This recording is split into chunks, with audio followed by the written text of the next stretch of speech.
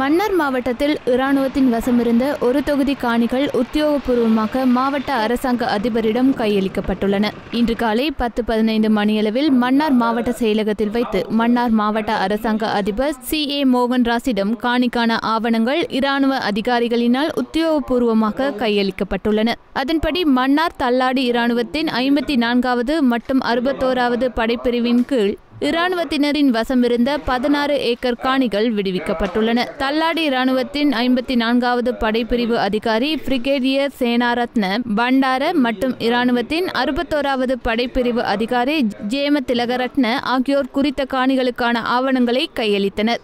ஏற்கனவே மன்னார் பிரதேச செயலாளர் பிரிவில் உள்ள குறித்த அரச மற்றும் தனியார் காணிகள் இராணுவத்தினரால் விடுவிக்கப்பட்டு கையளிக்கப்பட்டிருந்த நிலையில் உத்தியோகபூர்வமாக மாவட்ட செயலாளரிடம் கையளிக்கப்பட்டுள்ளது. மேலும் தள்ளாடி 54வது படைப்பிரிவு அதிகாரி தனது பகுதிகளில் உள்ள மேலும் 3 இடங்களில் உள்ள காணிகளை விடுவிக்க உள்ளதாக அரசாங்க அதிபர் CA மோகன்ராஜ் தெரிவித்துள்ளார்.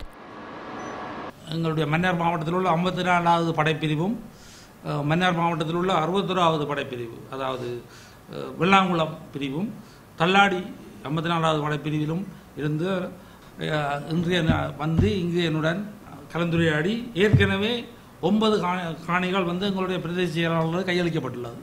9 இடங்களில் உள்ள காணிகள் கையளிக்கப்பட்டுள்ளது. அதன்படி கிட்டத்தட்ட ஒரு 16 ஏக்கர்ஸ் காணி விடுவிக்கப்பட்டுள்ளது. அது ஏற்கனவே எங்களுடைய பிரதேச செயலாளரிடம் கையளிக்கப்பட்டதை இன்றைக்கு உறுதிப்படுத்தப்பட்டு எனக்கு ஒப்படைக்கப்பட்டுள்ளது. அதே வேளையிலே 54வது படைப்பிரிவு தள்ளாடி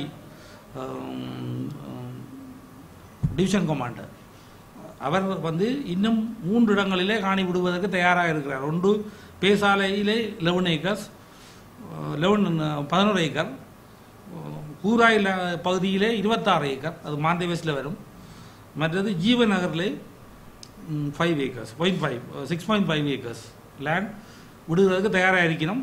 ஆனால் அதற்குரிய நிதி அரசாங்கத்தால் ஒதுக்கப்பட்டவுடன் அது விடுவிக்கப்படும்.